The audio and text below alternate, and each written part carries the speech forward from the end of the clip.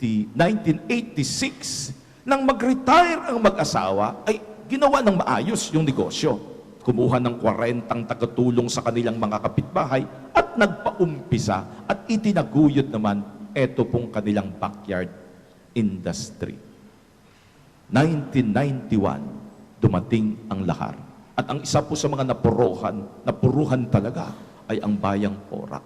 It was total devastation. Parang wala ng pag-asa ito pong lugar na to. Talagang hindi mo maisip na magkakaroon pa ng development before such great destruction na iyong nakikita. Pero si Tatang Felix hindi. Umuwi yung isang anak, nag-dole out. Ang naisip naman ni Tatang Felix, kung dole out lang, walang mangyayari. We have to give something that will sustain these people. Yung kababayan ko nakikita ko, ay dapat we have to move together and make something that will give work sa mga taong ito. Ibang klase yung may dignidad na nasusuportahan mo ang sarili mo at hindi ka lamang tumatanggap ng mga bigay ng iba. And he began to think big. Ang sabi niya, the only way to do that is sa kalagitnaan ng distraction na ito. Magpatayo ako ng mas malaki pang establishmento. Gagawin ko itong medyo malaking korporasyon. Pero ang sabi niya, hindi ko kakayanin to. Hindi rin kakayanin 2 anak ko. Alam niyo ang ginawa? Sinulatan ang 3 anak. Umuwi kayo. Naisip naman, ba't kami uuwi? Kaganda-ganda ng buhay sa Germany, sa Saudi Arabia. Abay, maayos kami. Pwede naman kami magpadala ng pera. Bakit namin i-let go itong trabahong ito? Eh si Prutz na sa isang cement company ng Saudi Arabia, napakalaki. Ngunit na tatay wrote a second letter, mga anak, kung kayo'y naandyan ngayon, ay dahil utang nyo sa inyong mga kababayan, na kahit paano'y sinuportahan kayo, bumili ng ating mga produkto upang kayo matustusan at ngayon kayo'y umangat. Umuwi kayo, tulungan nyo ang inyong kababayan. Si Prutz tinulak yung kapatid, dito ikaw nang umuwi. Ayaw mo nang umuwi. Kaganda ng trabaho. But finally convinced, etong 3, umuwi. And lahat ng pinag-aralan nila sa abroad, ginamit upang itayo. Nangutang sa bangko para maitayo yung maliit na negosyo at gawing napakaganda. Alam po ang sabi ng mga kababayan, ay may mga topak pala to. Magtatayo ka sa kalagitnaan itong lahat ng ito. Anong aasahan mo?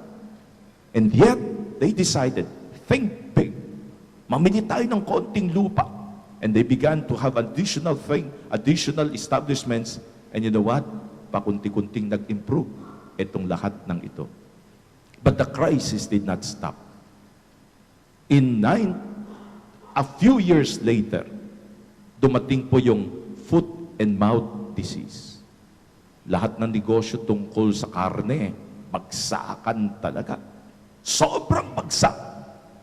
Na yung isa sa mga anak, lumapit sa tatay at ang sinabi, Tay, hindi na natin kakayanin na negosyo. Bago ho talagang bumagsak na wala na tayong mabawi, ipagbili na natin kahit konti sa kapital, ating pong mabawi.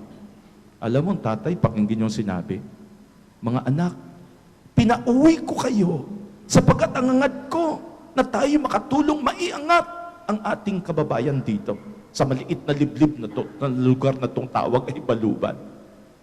Ngayon, isasara nyo ang pwedeng magbigay ng pag-asa sa kanila nang hindi nyo man lamang sila kinukonsulta. Konsultahin nyo sila. Make the decision with them. Give them hope. Inausap, alam mo, bago sila magsabi na ganun na nga, 1 week pinag-isipan ng mga magkakapatid. Finally, inarap nila ang mga tao at sinabi, ito ang ating sitwasyon. Alam mo, sabi ng mga tao, Sir, wala akong problema. Ang gagawin lang po natin, kahit magsasakripisyo po kami, okay po, basta magkakasama tayo. That convinced the brothers ipagpatuloy. Alam mo, wala silang tinanggal ng kahit isa sa trabaho. Ginawa lang, kinuntian na lang yung araw ng trabaho at naitaguyod nila. My dear friends, after 20 years, ito pong korporasyon na to, na ang tawag ay McKinney Food Corporation. Ngayon po, dumaan sa napakagandang sitwasyon. Pumasok po sila at para makuha yung certification of a good establishment. At mayroon pong grupo na ang ginagawa, nagbibigay ng awards ng AAA. Eka nga, ito yung topmost sa mga organization when it comes to food processing. 3 taon nilang nakuha, sunod-sunod, ika-4, Grand Slam sila. Pero hindi sila nagtyaga doon. Ibig sabihin, tinalo nila ang lahat ng food and meat processing sa buong Pilipinas. Hindi lang yan. Ang sabi nila, naiangat na natin. Ngayon, gawin natin. Let's live with excellence. The passion of a good product. A product that could be international. Alam mo yung ginawa nila? Talagang namili sila ng mga gamit sa kung saan lugar. Inayos nila. Super first class ang mga kagamitan. Hanggang sa dumating ang isang German Monitoring Corporation, tinignan, binigyan sila ng ISO, International Standard. Nang ibig sabihin, itong company to is worth its quality in the national and international level. The first in the Philippines of meat and food processing, the first in Asia, second only in the whole world. That sense of passion, excellence, iangat ng mga tao. Nakakatuwa. Nagkukwento po sila. Pag ikaw'y pumasok roon, ang first consideration nila, hindi yung education. Ang first consideration nila, commitment, passion for something na maiangat. Kaya may mga pilay silang tinatanggap. May mga lead man sila na hindi nakapag-aral. Basta ang mahalaga, handa kang iangat, matuto, maturuan. And that sense of passion to do what you can. My dear friends, ngayon sobrang blessed ang pamilya. 18 hectares for future development. Napunta kami, si Tatang Felix naman nagdesisyon ng mga anak, you deserve what you have worked for. Bawat isa binigyan ng malapalasyong bahay. Pero tignan niyo itong matanda. Si Tatang Felix, kahit na totoo sa bawat bahay ng mga anak may kwarto siya, hindi siya tumira roon. Asa mo siya na nakatira? Sa dating lumang bahay. And there, tuwang-tuwa siya makita yung kanyang backyard. Pero hindi nagtapos doon ang kanya pong desisyon na ang kababayan ay maiangat. Ngayon, alam niyo po, tinignan niya ang mga tao rito. Abay, may pera na ang mga. Kasi sa 1,000 plus na kanilang trabahador doon, 80% taga Pampanga. Bigyan ng pagkakataon na maabigyang galang ang sarili. Nagkaroon ng pera, lahat ng mga sa ibang bayan, baryo Puok, nagpupuntahan para magbenta sa kanila. Sabi ni Tatang Felix, bakit tayo namimili? Bakit hindi tayo gumawa ng atin? Bakit hindi tayo gumawa ng ating mga poultry at kung ano-ano pa? Bakit hindi natin gawin na magkaroon tayo ng mga vegetables na ibinibenta sa atin? Wala ho kaming lupa. Anong ginawa niya? Tinuruan ng mga tao na magtanim sa paso. Ngayon, nagbebenta sila ng mga vegetables. Inorganize ang bawat purok, nagbigay ng mga scholarship. At nakanyo, doon ka lamang makakakita sa napakaliit na chapel sa isang liblib na purok ng Pampanga. Mayroon po silang simbahan, aircon. Kaya nyo yun. Pinatayo, inayos ang lahat. And you know, bawat purok, nagpa-contest siya. Organize yourself.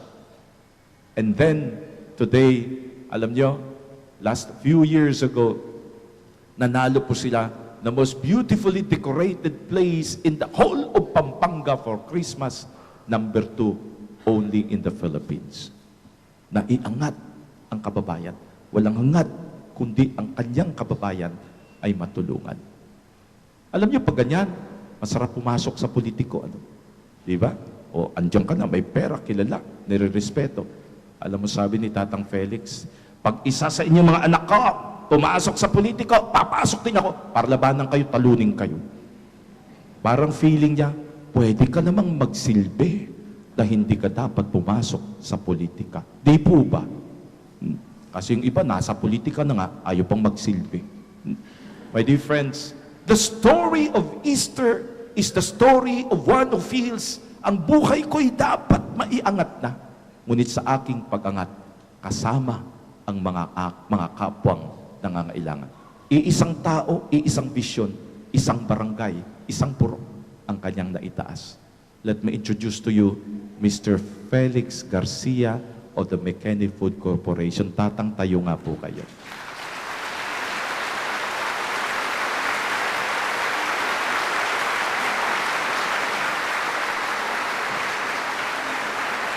At gusto ko rin pong tumayo ang kanya pong pagpamilya who will continue the vision of a food corporation na hindi longganisa at tosino, kundi ang isang hangad. We will raise you up to be more than what you can be. Can I ask the family of Tatang, lamang mga pamilya at mga mag-anak niya na tumayo po sila? Congratulations po.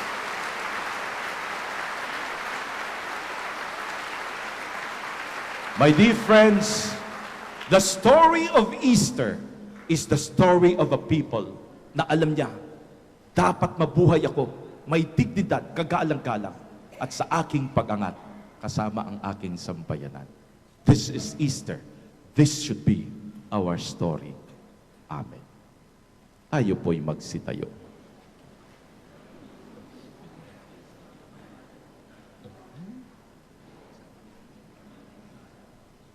Sa punto pong ito'y ating uulitin at muling sariwain ang mga pangakong ating binitawan nung tayo'y bininyagan na mabuhay na bilang sambayanan ng Diyos.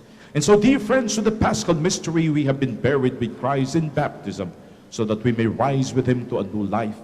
Now that we have completed our Lenten observance, let us renew the promises we have made in baptism when we rejected Satan and his works and promised to serve God faithfully in His Holy Catholic Church. And so, do you reject sin so as to live in the freedom of God's children?